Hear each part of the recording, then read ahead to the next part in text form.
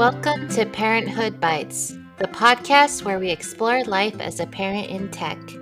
I'm your host, Chow, and I have over 15 years of experience in tech, and I'm also currently working as a career coach. I'm the proud mother of 3 incredible boys. In each episode, we have an inspiring guest who will share their remarkable story. You'll find their wisdom and insights both relatable and enriching, because after all, we're all in this parenting journey together. So grab your favorite drink, get cozy, and let's dive into today's episode.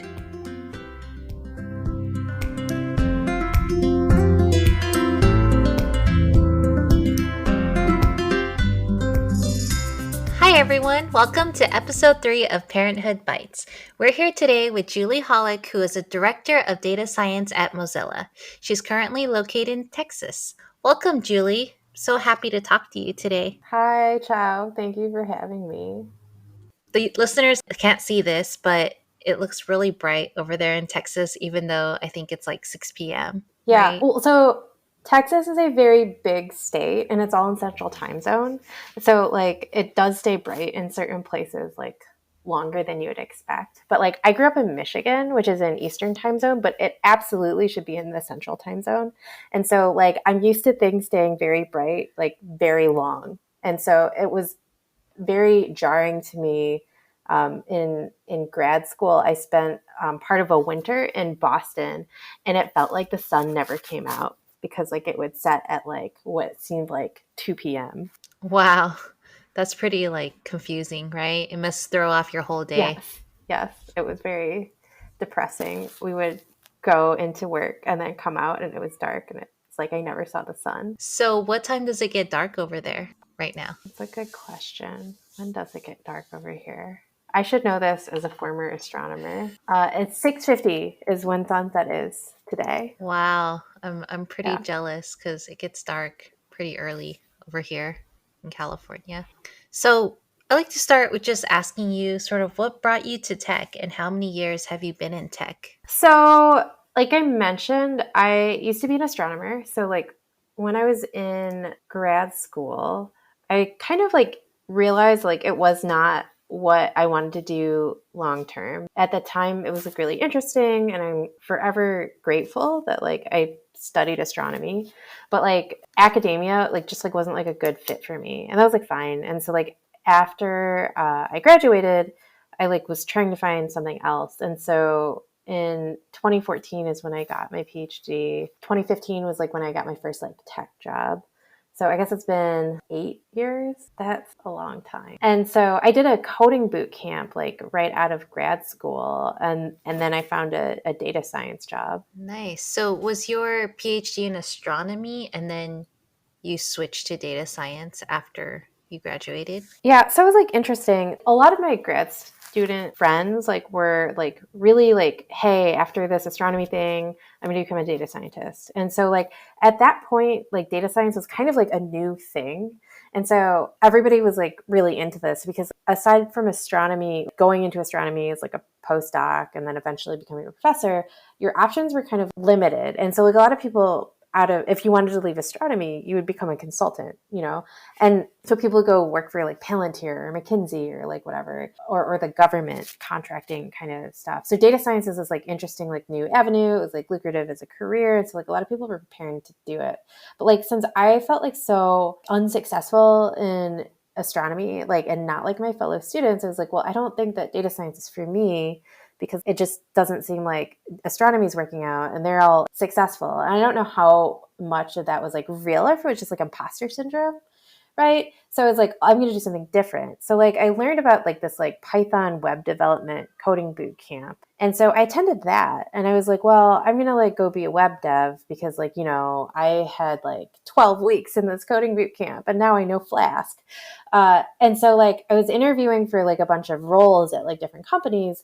And with one of them, I was offered the opportunity to either be a web developer or a data scientist. They were not offering data science to anybody really, but they realized that I had a PhD in a hard science. And so I talked to one of their data scientists and we talked through an ad tech attribution problem. And it was just fun as opposed to the other, interviews, they're oh, how do you like make a data structure from scratch? And it was like, that was like, whatever, moderately interesting versus like the problem solving aspect of data science. And so like, they're like, well, if you get this web dev job, you start in the front end and work your way back. So like you start with like CSS. I'm like, and that is like not my happy place. Oh man, I started with CSS. I loved it. Well, like you understand how I am not organized as a human, Chow. And it's just like that just like doesn't work with my brain. And so like the data science part was like kind of like, you're handed like a little bit of a mess and like a mystery. And I liked being able to like unfurl that. So that's like how I got into data science. And so I kind of got in some ways got like, I don't know, pulled out of this boot camp to do something that's like a little bit like better suited to like the skills that I developed over the course of a PhD as opposed to the web development skills I gained over the course of like a 12-week boot camp. That makes sense. So, how many years were you in tech when you became a parent? So I was already a parent when I got into tech. So I have two children, an 11-year-old and like a 17-month-old. Although I've been told that like some people get really upset when you use months beyond like 12.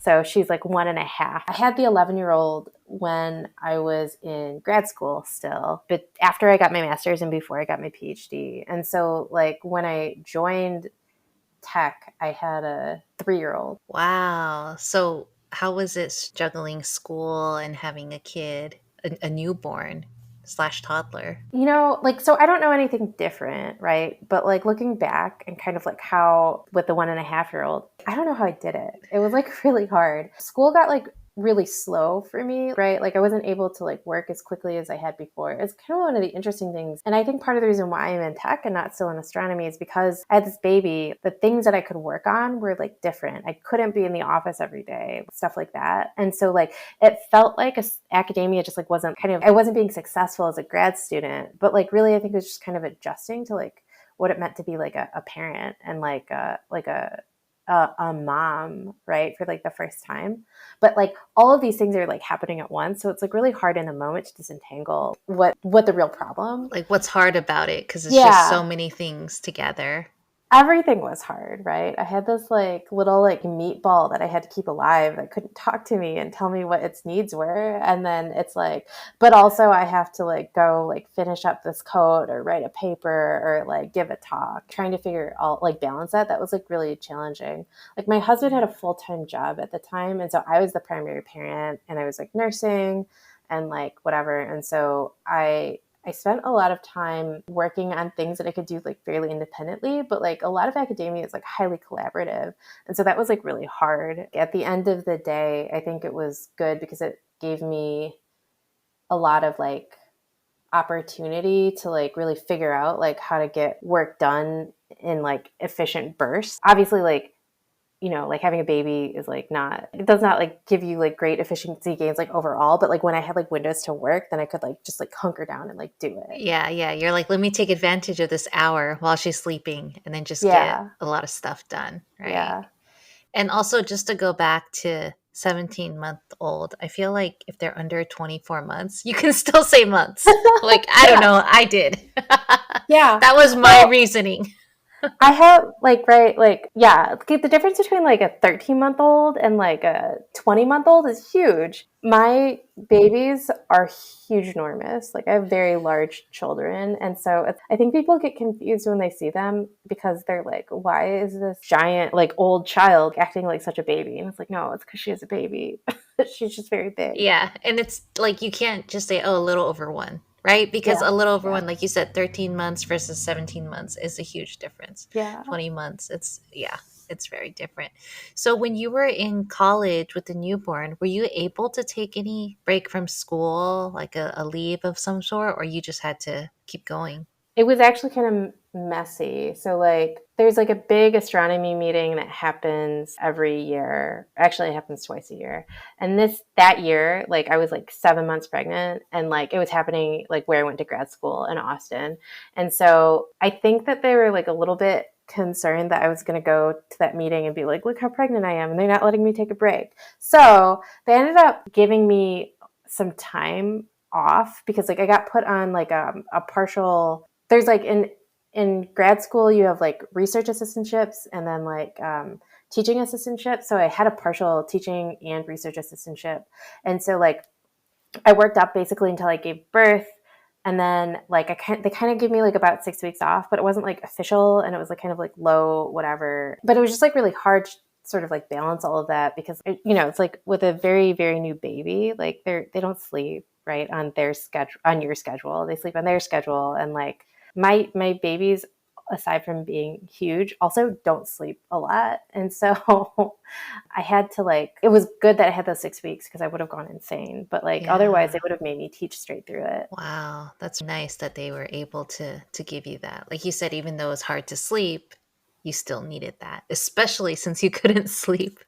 Yeah, Right. yeah. Well, I mean, I think in some ways it's like, maybe it's like nice, but like I feel like now they would have had to have given it to me, because like they're like there's been legislation that's been passed, like FMLA and stuff like that did not exist like 11 years ago. Versus like I was lucky that I got it, but like I shouldn't have had to have been lucky, right? Right. With the Absolutely. like 17-month-old, my current job has like an excellent parental leave policy. So for like the birthing parent, like you essentially get like 6 months to take during like the first year of their life. And so that's been like, that was awesome. I took like full advantage of that, and like I didn't have to worry about it, right? That's great. And the difference is huge, right? To see Yeah. like this leave versus the previous leave, and also like how far we've come. Yeah, for sure. With your first child, like was there a mother's room on campus or anything? I think technically there was a mother's room on campus, but I stopped going. I didn't have classes at that point. And so I stopped going in when I didn't have to. And so I worked from home like a lot. And so I had a couple of years of RA that happened, I think, or maybe it was like 1 year of RA after she was born. And then like she got like a little bit older. So then like we could put her like in a Montessori. But like it was like, it took a while, and it was like a lot of like finagling, and you don't make any money as a grad student, so it was like super expensive to like try to like work all that out. And we also like only had one car, and so I would have to like drop my husband off at work, and then like I would like drop her off, and it was just kind of messy. We did like a lot of driving all around the city with her and like with me. It's kind of like the logic puzzle of like, it's like you have like a fox, like a goose, and like I forget, like a tiger or something like that, and it's like you have two of them together, one of them will eat each other, and so you have to like go across the river a bunch of different times. Like that's what it felt like, trying to figure out how to get to campus and like get to like daycare, get to like pick my husband up from work and like stuff like that. But like, yeah, that was like, I think thinking back about this, I was just surviving, right? That was fine. It was like not like that, whatever. But like now I'm like, how did we do this? I think some of it too is like we were younger. When we had our older daughter, we were 26. So we had like lots of energy versus now when we're old and tired. I don't know. It was just like getting through it. It's like I wanted to get my degree. My husband had to have a real job because grad school doesn't pay anything. And it's like, And childcare is expensive. yeah. Yeah. And the baby was just like, whatever, I'm here. Take care of me. Yeah. And it's like when you're thrown into that situation, you do what you can to make it work. And it's amazing if you think back to how well you were able to adapt, right? Sure, you were getting by day, but you were able to do it, Yeah. and you got through it, that you're now able to talk about it as like a story that happened. Yeah. One of my old advisors once said, you can survive most anything as long as you get a good story out of it. And I think that's like very true. Yeah, Words to live by. absolutely. So, what do you do for childcare now with your 17-month-old? So my husband is now a stay-at-home dad. After grad school, we moved to the Bay Area. I got a tech job, and then he just like had a hard time finding a job. It was like this weird thing where, like, I mean, the Bay Area is even more expensive than like anywhere else, and so the cost of childcare didn't make sense to have him work, and so we ended up having him stay at home with our older daughter, and then we moved back to Austin from the Bay Area, and then it was just like easier. My earning potential is like outpaces his by a lot, since I have like more degrees than he does. And so like, and he's much more nurturing of a person than I am. So it just like works out better for everybody, like including me. And so he takes care of the girls. So like he'll get up in the morning with the older one and make sure she gets ready for the bus in time. And then during the day, like he's like with the baby. I'm still nursing her though. So it's like I do see her like quite a lot during the day so she can eat and stuff. And then like if I forget to close the door to my office, she will demand my attention. Yeah, that sounds like a nice balance of responsibilities. And like you worked out of like, hey, he's very nurturing. He can take care of a lot of those things. And so it sounds like a really good balance. Yeah, I think it's like this interesting thing too, where like people are like, "Oh, well, like what's he gonna do?" And it's like, "What do you mean, what's he gonna do? He's like gonna take care of the kids and me." And it's, I don't know how to set up utilities at a new house, like but he does. So it's like, and like I think it's like something one of the, like where it's like with hetero couples, right? If this was like the woman doing it, it's like totally normal. But then it's like when I tell people this, it like takes like a little, it's like, oh wow, that's so novel. It's like, is it? Yeah, yeah. They expect Yeah. it if it's the woman that's staying Yeah, home, right? Like exactly. the last few years, my husband's been staying at home to take care of the kids, pick them up from school and stuff. And then the exact same thing. People are like, what? And then even after I tell them, they're like, oh, so where does your husband work? And I'm like, I just told you. Yeah. He's taking care of the kids. It doesn't register, right? Whereas if you Yeah. said, hey, you're the one that stays home, they're not going to be asking your husband, oh, where does she work? They're just going to be like, oh, that's expected. Yeah, exactly. Right. Or people go, oh, you're so like lucky. And it's like, am I? It's like, oh, your Yeah. husband like babysits your kids all day. It's like, no, he parents them. Yeah. He watches Yeah. his own kids. Yeah. And I'm actually working my butt off. But then they're Yeah. like, oh, you're lucky. Yeah. It's like, no, it's like, isn't he lucky? Like, Yeah. Totally. So how has your work life changed since having a second baby? yeah, so that's been like really interesting. The baby was a bit of a surprise. And so we weren't planning on having a second kid. But like my husband being a stay-at-home dad has been like really important because it's meant that I've been able to like really just like focus on work. In the time since I've had her, I've been promoted and like to a position that I've never held before. And so it's like I'm learning so much and I really need to like have the ability to like focus and like go all in. And so having him watch her has been really important. But like that being said, you know, during the day, like I take more breaks than I ever had before, right? To feed her. Working remotely has been really important to this. And it's something that I kind of didn't realize. So it's like when I started working at Mozilla, it was January of 2020. And it was like before the entire world shut down, right? And so we were all remote. So it was fine, I guess. You know, I didn't notice, like, I didn't know anything different. Recently, though, we've started like traveling for work and having like work weeks or like, you know, in person gatherings. And that's been really tricky because the 11-year-old can't just not go to school, but I need the baby with me because I'm still nursing. And so like we've done a lot of like weird travel arrangements where it's like my husband will come with the baby and then my mother-in-law will fly her down to like take care of the 11-year-old, or like we have another trip that's coming up where we'll have like the 11-year-old stay with friends or neighbors or something so like I can go someplace, and like at some point it'll be less like this, I think, because my husband will, you know, like just get to stay home with both kids and the baby won't need me as much. But like for right now, it's like we're done having kids. And so I want to like enjoy her being like little. And so like just like trying to like balance that has been like new. It's like new calculus that like I never imagined like having to consider anymore. When I joined this company, like they're like, oh, the parental leave policy is wonderful. I'm like, I don't care. But like then when it happened, I'm like, oh wow, our parental leave policy is really good. Yeah, these are things that you didn't think that you had to revisit, rethink about. And it's like, oh, wait, this is a reality for us now. So let's figure out how to move things around to adapt and stuff.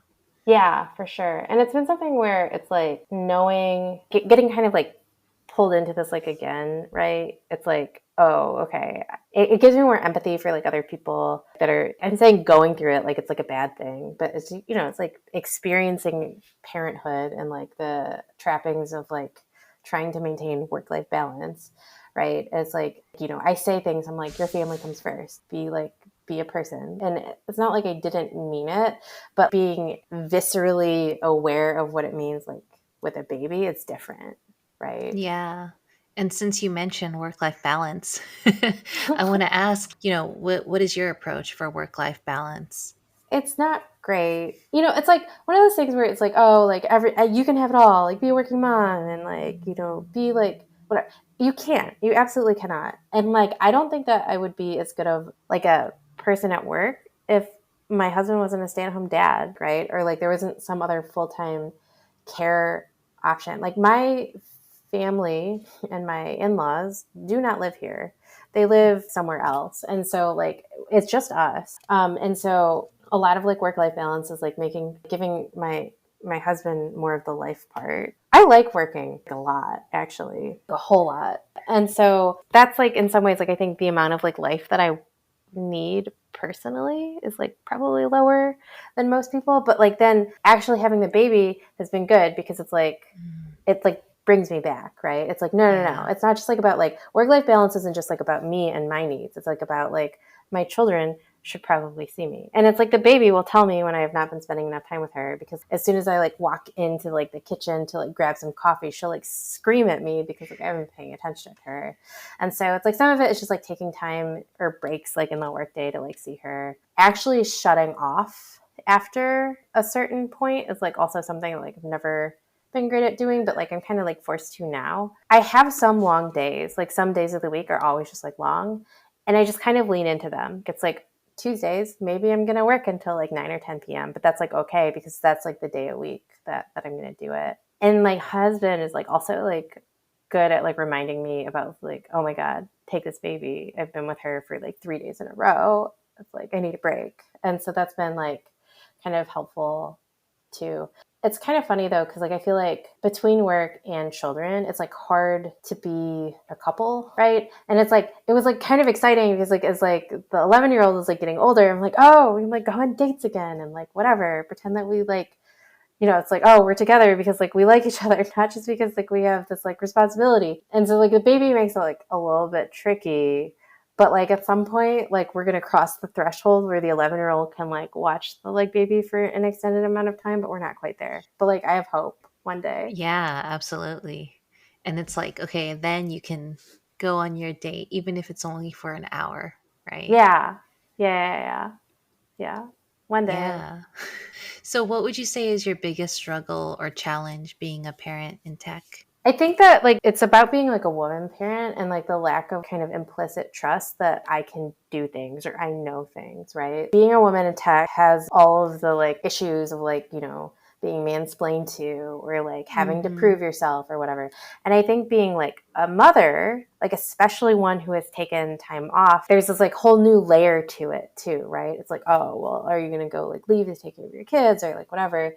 And I think even like in the 6 months that I was on parental leave, some new people joined. And so like I would meet them and they would talk to me like I had no idea what my company was all about. And it's like, no, I've been here for like a long time, right? But I think it's been that like to me is like kind of the biggest challenge. Like obviously like balancing your time is like always like a problem. It's like, how do I get my kids to the dentist or like whatever, you know. I think something that I find extremely frustrating is I am not the primary parent. I don't get to spend as much time with them. And it's like, you know, something that like we've worked out and it's like, it's good, what works for our family. But like, you know, who doesn't understand that? It's school, the doctor's office, like whatever. Yep. It's like I'm in a meeting and I get a call and they're like, oh, where's so and so? Or like, you know, it's like my number is listed second. It's like just talk to my husband. It's like I do not have time for this. And so it's like that is like actually like that's like super infuriating to me. Or it's like people will like, you know, room parents will like be like, oh, like we need somebody to like organize this thing and they'll like ask me. And I'm like, no, I cannot. But they don't ask my husband, but they do ask me, right? And it's like then like my daughter looks like a slacker or she has slacker parents, and it's like no, it's because like the expectations that you place on me, the mother, are not the same as you place on my husband, the stay-at-home parent, Mm-hmm. right? Like uh and it's like it's this kind of like expectation on the home side, I think, that's like the most infuriating, you know. Yeah, I think that goes back to what you were mentioning a little bit earlier too, right? Where there's that lack of understanding from people around like the reverse roles, and they just Yeah. expect it to be that way just Yeah. because. that's what they expect from people, And then when you try to, it's like sometimes not even worth explaining to them because they're not going to get it. For the longest time, I didn't know when my kids were getting out of school because I wasn't picking them up, And people would look at me like I had 3 heads. How do you not know when your kids get off school? Because I'm busy in meetings all day. I don't know. Right? Yeah, exactly. Right. Yeah. Or it's like, I just like remember my daughter like had a dance or something, or there's a dance coming up and she needed money. And it's like, I get all these emails about like, oh, don't forget to bring your money to school. And I'm like, I never have cash. I was like, this is not a me problem. It's like, I don't know if my husband is getting those emails. And so we'll see whether or not she can go to this dance. And whether or not she'll have money for the dance. Yeah. I think she will though, because like she's been getting like grandparent money, and so she has like the secret stash of like 20s in her room that like she'll either use on that or like Bath and Body Works is big with the 11-year-olds these days. Oh gosh, I remember those Bath and Body Works days. Oh my god, my bathroom smells like I don't know something. It smells like every fragrance. Very pungent. It smells like Bath and Body Works itself. Yeah, right? No, it does. So what do you struggle with your kids at their current age?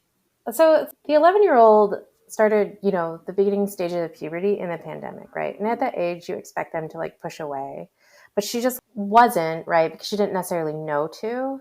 And so that's like kind of a challenge. And so now like that, like, we're not, she's not in virtual school. She's like with like all of her friends, and she's like in middle school. She's really pushing away, like, right. And so it's like hard to kind of like let go because like we were so close for so long. And like, for the longest time, it was just like the 3 of us against the world.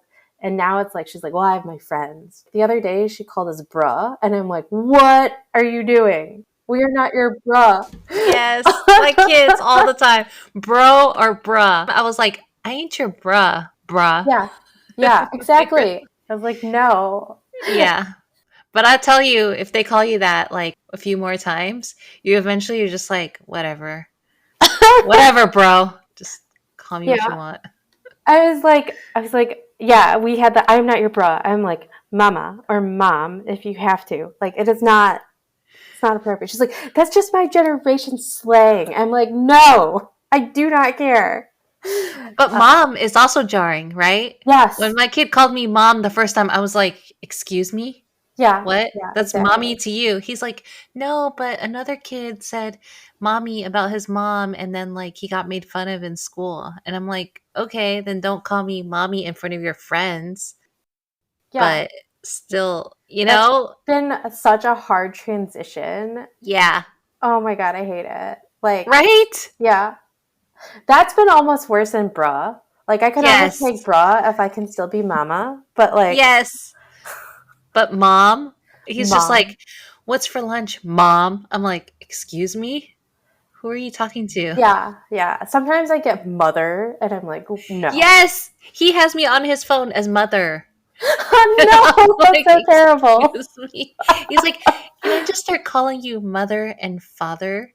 And I'm like, no, you cannot. Like, mom was already bad enough. Yeah, exactly. The other thing that's kind of interesting, right, is like the baby, like she's challenged because she's a baby. She's like still nursing. She doesn't sleep very well. She's in our bed because like we did not expect to have another child. So our house is not big enough to have, they can't share a room because there's like a 10-year age gap. And then like the baby's putting everything in her mouth, and the 11-year-old does not like to clean anything up. So the baby's going to eat like something terrible, who knows what. So like whatever, but that I think is just like normal, like kind of stuff. But like the interesting thing, right, is like the 11-year-old is like pushing away, and she doesn't like want to be with us. But then when we pay attention to the baby, she's just like so jealous, and it's like this weird kind of like thing, right? Because she doesn't want our attention, but if we don't give it to her or give it to the baby, she's just like super mad, and she won't admit it. But it's like what I think she wants is like the right of first refusal. Right? It's like, first we have to be like, well, obviously we would give this attention to you, but if you don't want it, I suppose we can give it to the baby. And it's just like this kind of like weird, and she gets like weirdly like territorial about things. Sometimes like maybe she'll have like an old toy or whatever, and she'll be like, no, she can't have it. And that's like, you haven't touched this in like 5 years. Or it's like, there's like a coat or something that like we'll have from when she was little that we'll try to give to the baby, and she'll be like, she can't have that. This is like in toddler sizes. You and I are about to share the same size shoes. Calm down. Actually, we are almost no longer sharing the same size shoes because her feet are bigger than mine now. Isn't that crazy? It's like, Yeah. I don't Yeah, know. my kids too. I'm just like, whoa, how did your feet get bigger? And then they're like approaching my height. And I'm just like, I'm going to have to start looking up soon. She's like an inch shorter than me. It's so crazy. And I'm like, what am I going to do? And she's only 11, right? She has Yeah. a way to grow. It's like I've always like been in denial about this. Like, well, as long as like I'm taller than her, then she won't get taller than me. But now I'm like, oh no, oh no.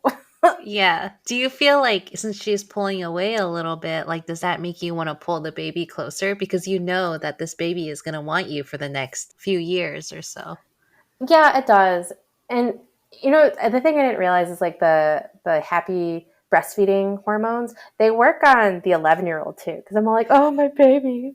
I love them both so much. But with the baby, I feel like I'm cherishing her babyhood a lot more.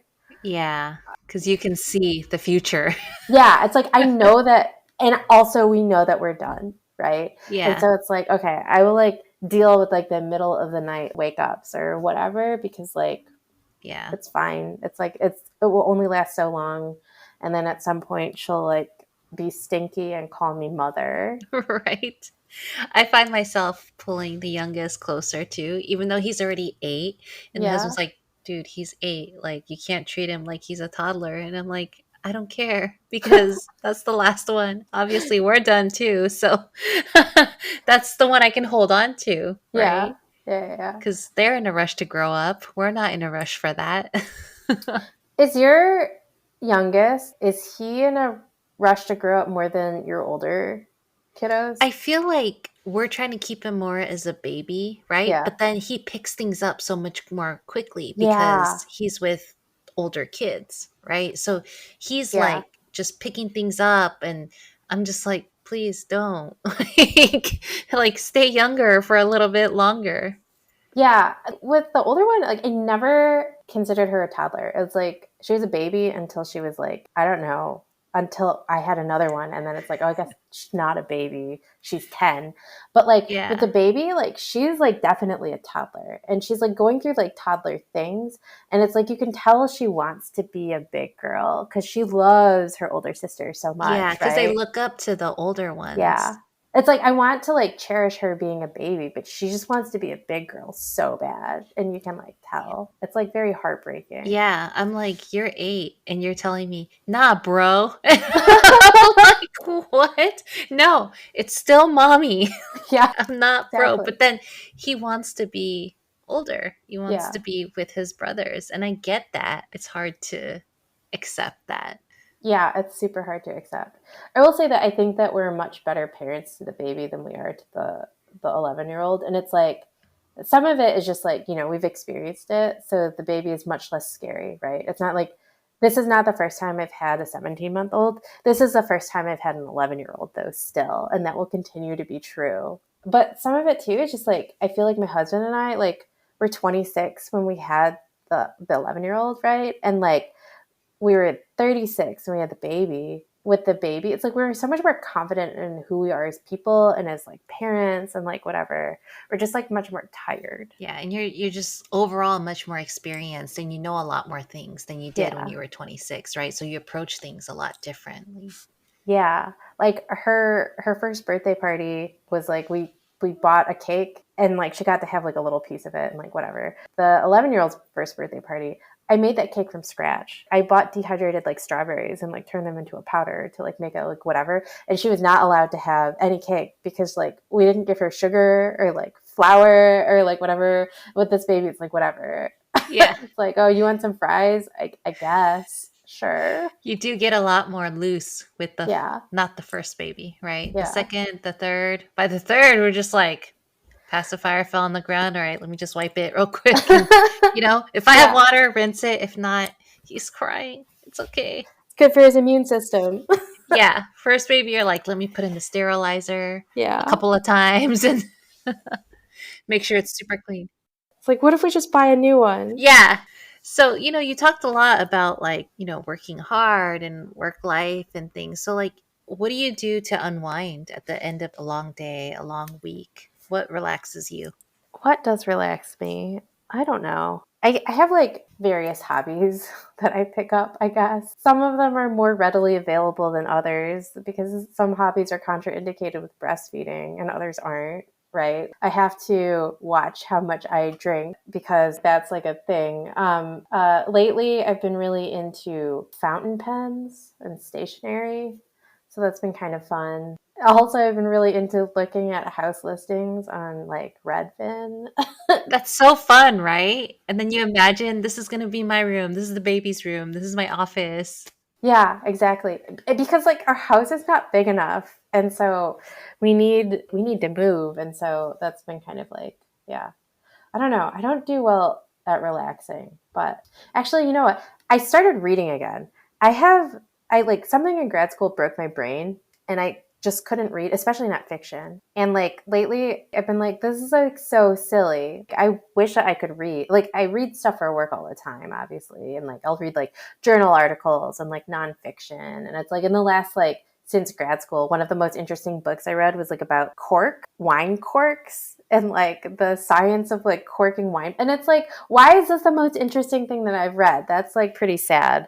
So like I started reading books again, and that's actually been like kind of fun. It's like, oh, okay, yes, I remember. I used to like really love reading, and it was enjoyable. It wasn't just like a way to gather information. And it's like that's been kind of like a nice way to like relax. I can read. I can like do this like one thing for myself that's like not for anything else. That's nice. My husband's been telling me, you need to start reading. I'm like, I read. I read Facebook and like, you know, social media. And he's like, no, I mean a book. Really read. So I'm still working on that. No, it's like hard too, right? Because it's like you have to like disengage from everything else and like get into it. And that like was like always like the hardest thing for me because it's like this seems so inefficient. Like I'm not being productive with my time, especially if I'm reading fiction, right? Like and then like kind of like letting go of that, the need to be constantly productive. I think that was like maybe the like one of the hardest things, like especially like with a baby in grad school, with like how much you have to get done in grad school, like versus like the nice thing about work is that it's like it ends at the end of the day, whereas in grad school like it's all encompassing. So like being able to like say like, okay, I'm done with work, now what am I gonna do? I'm going to read a novel, like a piece of fiction, nonfiction is what I've been referring to it. And I was pointed out to me by a friend. It's like people just call that fiction. And I like that because, your day job and all of that, right? It Yeah. helps you really disconnect from all of that in reality. Yeah. So, we're almost out of time. So I like to end with asking, what's something you wish you knew before you had kids, or something that you would tell someone who's getting ready to be a parent? I think that I spent a lot of time afraid, and I wish I had spent less time being afraid, white knuckling my way through everything. Because, like, mostly it works out, right? Like, especially, it's like for most people, like you have, especially if you're giving birth to them, like you have like their biological markers that like make you care about them, right? And so like you'll figure it out. Like I think like I know like a lot of people are like sort of like trying to figure out what is the best time to have a child and like blah blah blah blah. There's no good time to have a child, and you'll never be Yeah. prepared, right? But it's like you'll figure it out. It's the question shouldn't be like when should I have a child or when is the optimal time. It's like, do you want them? And you should only have children if you really want them, right? Because like, and if you really want them, then you'll make it work. Yeah, that makes a lot of sense. And I think for me, I had to go through that as well, where I was like, is it the right time? Is it going to slow down my career? Whatever. But it was like, Yeah. no, just do it because we'll figure it out. Yeah. Everything will work out. And it does. Sometimes it's harder than others, but like eventually we make it work. Yeah. Well, Definitely. thank you so much for talking with us today, Julie. It was really awesome talking to you. I really enjoyed our conversation. So thank you. Thank you for having me. It was like fun to be able to have this conversation because like I feel like these are things I think or feel, but I like never get to like really discuss this at length with anyone. Yeah, it was awesome to hear it. And hopefully, like in the future, I'm thinking at some point in a few years to have like a refresh episode. That would be cool to hear about, your struggles with your kids at that age. What it's like having a teenager. How's Yeah, that? a teenager and an elementary school student. Yeah. Thank you once again, and Yeah. take care.